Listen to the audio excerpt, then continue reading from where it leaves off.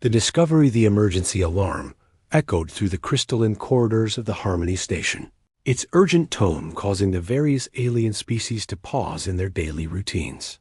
Admiral Zaxthou's scaled hands moved quickly across the holographic display, his reptilian eyes narrowing as he studied the incoming data. The Vorthek had been part of the Galactic Harmony Council for over 2 centuries, and in all that time, nothing had prepared him for what appeared on his sensors. "Impossible," he hissed through his translator, the device converting his native tongue into the common galactic language. Run the scan again. Lieutenant Colvin, a small insectoid being with 6 delicate arms, worked frantically at the sensor. Station.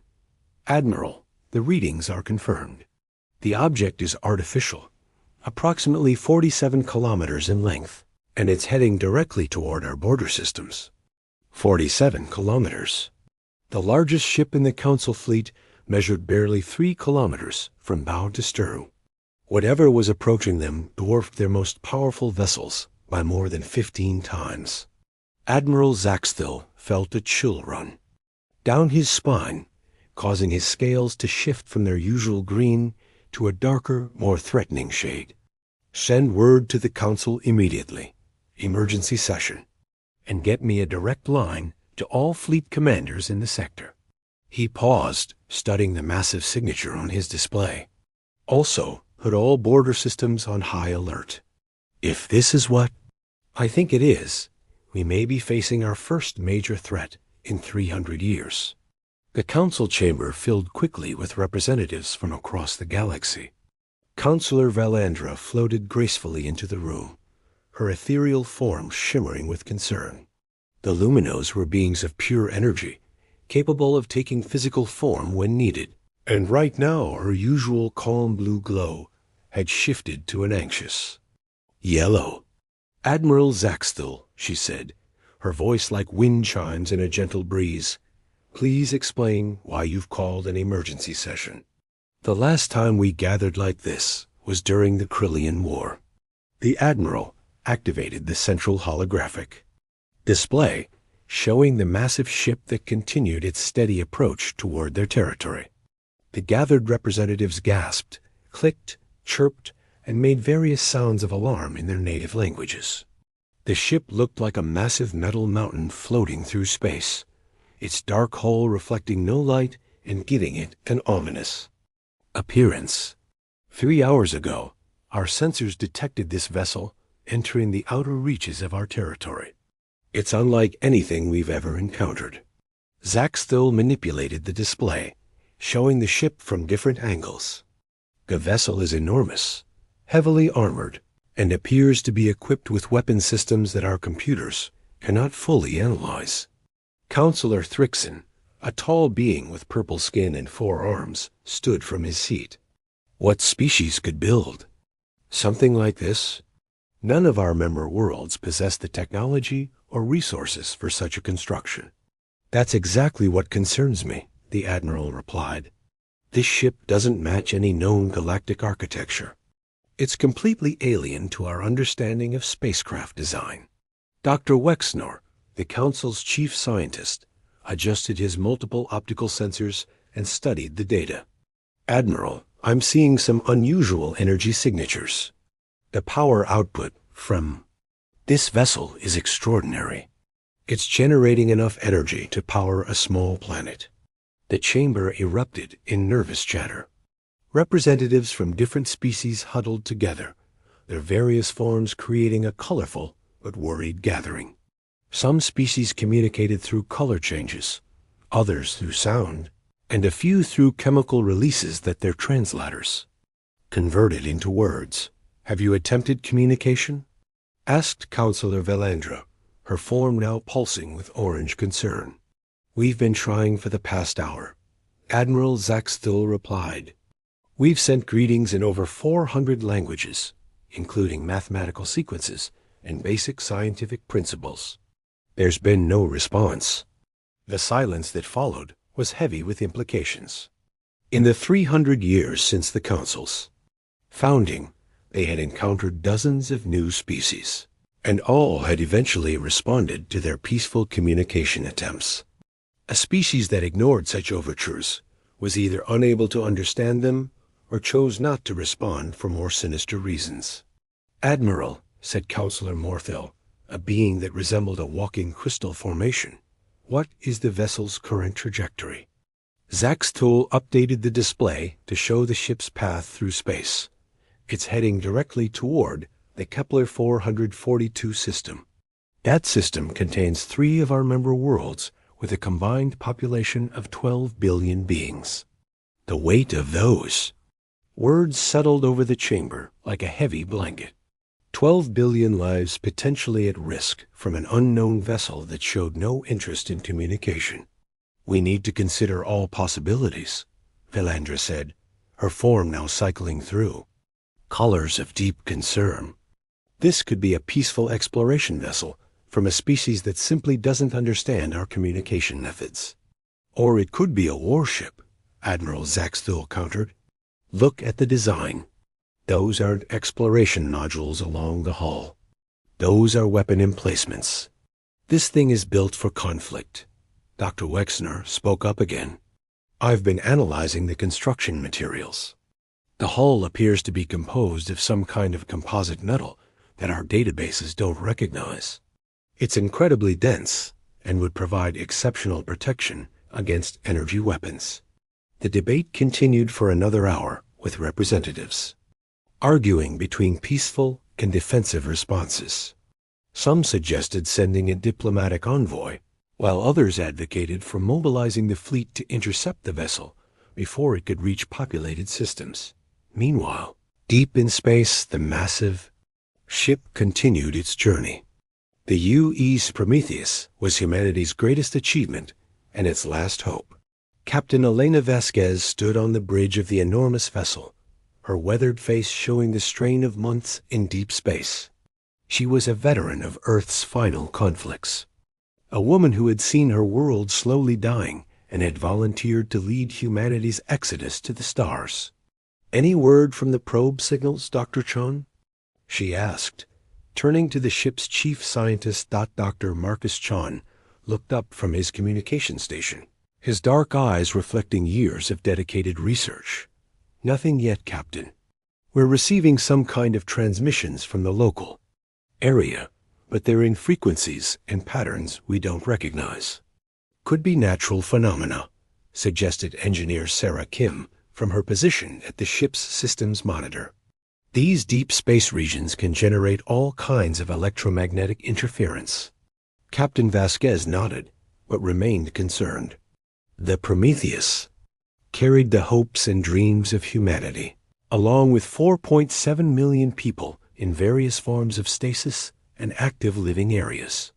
They had been traveling for 18 months, following long-range surveys that had identified potentially habitable systems in this region of space. "Keep monitoring, Dr. Chun. If there's any kind of intelligent life in this area, we need to know about it. We're looking for a new home, not a fight." Back at the council station, Admiral Zaxthul was coordinating with fleet commanders across the sector. The council's military, such as it was, had been designed for peacekeeping and exploration rather than major combat operations. Their ships were fast, efficient, and well armed for their size, but they had never been tested against a vessel of this magnitude. "Admiral," Lieutenant Colvin called out, "I'm detecting additional energy signatures from the unknown vessel. It appears to be launching smaller craft." The display updated to show dozens of small objects separating from the main ship. Each one was roughly the size of a council patrol vessel, but their purpose was unclear. "Scouts," Zaxthul said grimly. "They're surveying the area. This is definitely military behavior." Counselor Velandra materialized beside him, her form now. A deep red of alarm.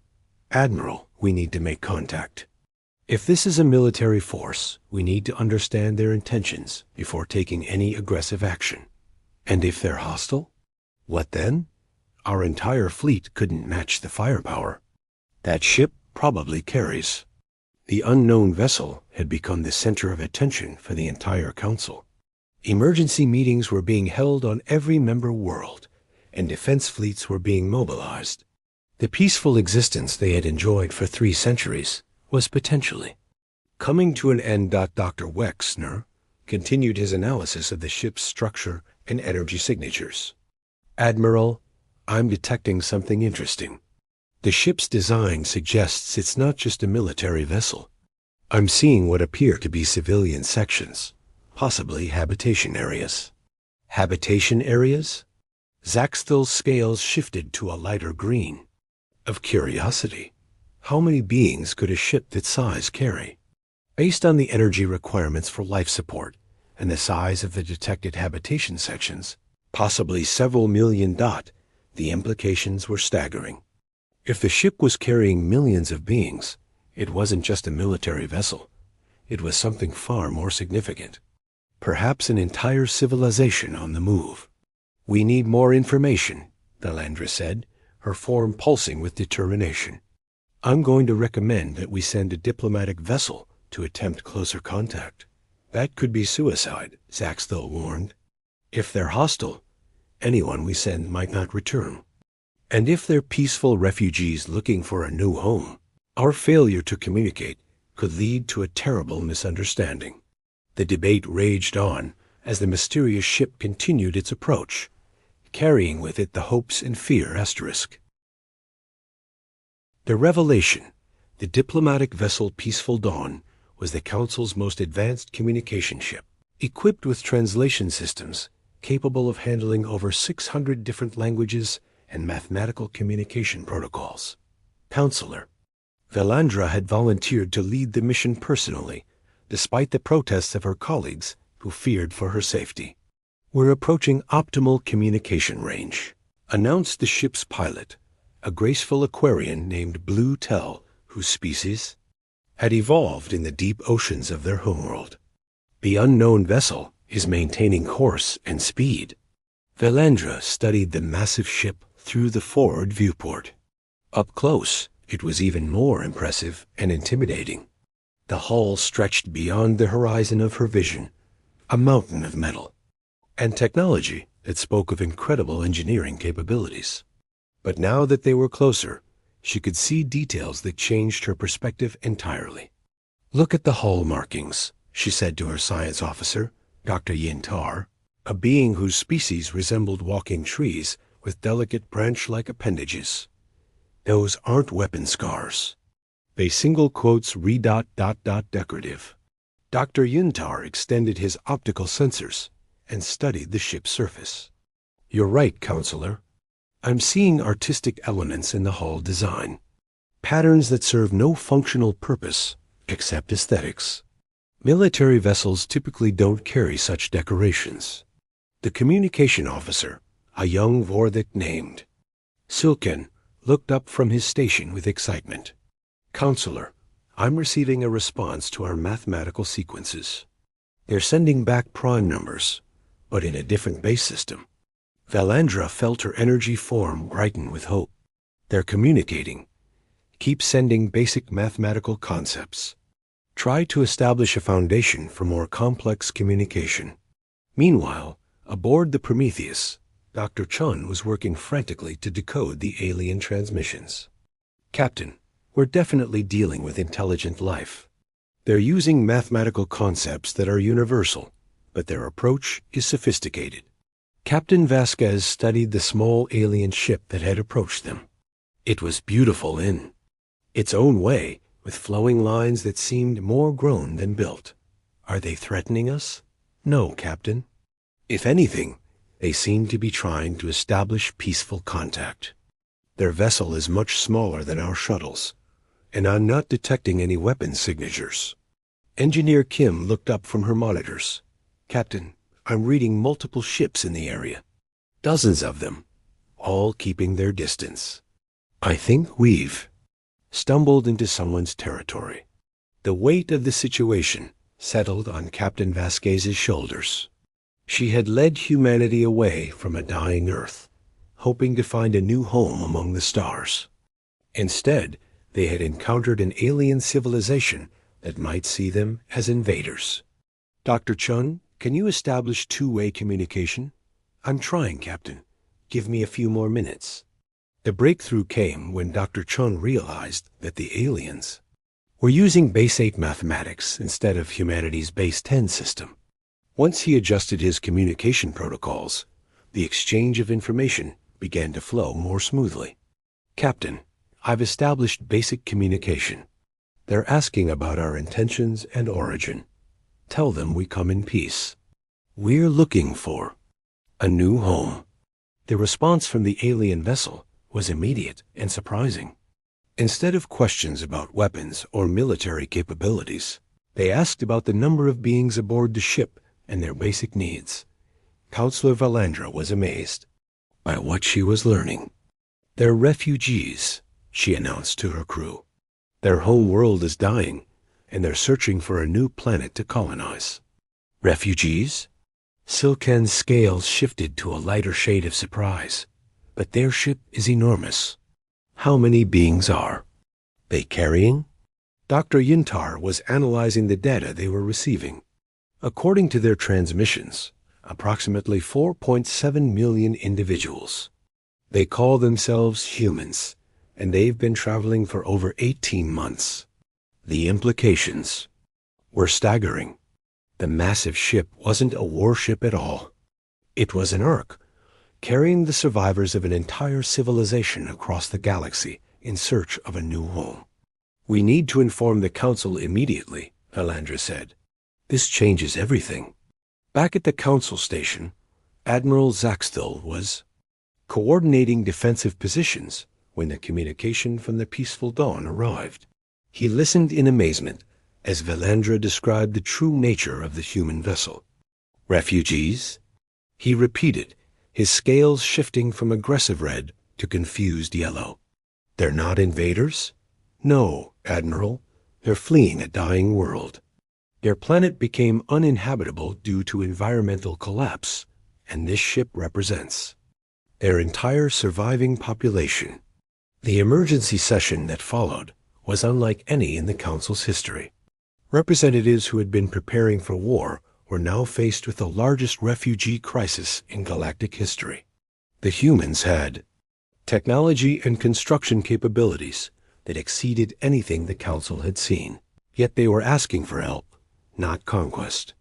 We need to understand their story, Counselor Valandra said, her form now glowing with compassion. They've traveled farther than any known species to escape catastrophe. They deserve our assistance. Dr. Wexner had been analyzing the human ship's construction. Their technology is remarkable.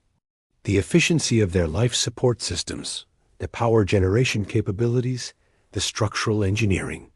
They've solved problems that our best scientists have struggled with for decades. But what do they want from us? Asked Counselor Thrickson. They could take any world they choose with a ship like that. The answer came through continued communication with the human vessel. Captain Vasquez had been honest about their situation and their needs. They were looking for an uninhabited world where they could establish a new civilization. They had resources to offer in trade, knowledge to share, and a desperate desire to live in peace. They're offering to share their advanced technology in exchange for assistance in finding a suitable world, Valandra reported. They have medical advances, engineering techniques, and scientific knowledge that could benefit all Council members. The debate that followed was intense but hopeful. Some representatives worried about the implications of allowing such a technologically advanced species into their territory. Others saw the opportunity to learn from beings who had overcome seemingly impossible challenges. Engineer Kim had been working with the alien communication systems and was amazed by what she discovered. Captain, these beings represent at least 15 different species working together in some kind of alliance. They've been peaceful for hundreds of years. 15 species? Captain Vasquez was intrigued. They might be able to help us understand galactic civilization. Dr. Chun was deep in conversation with the alien scientists. sharing information about human biology, culture, and technology. Captain, they're offering to help us find a suitable world for colonization. They have detailed surveys of hundreds of star systems. The solution that emerged was elegant in its simplicity.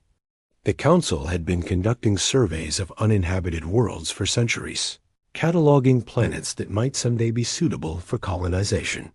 Among these was a world designated as Kepler 442c, a planet with the right atmospheric composition and environmental conditions to support human life.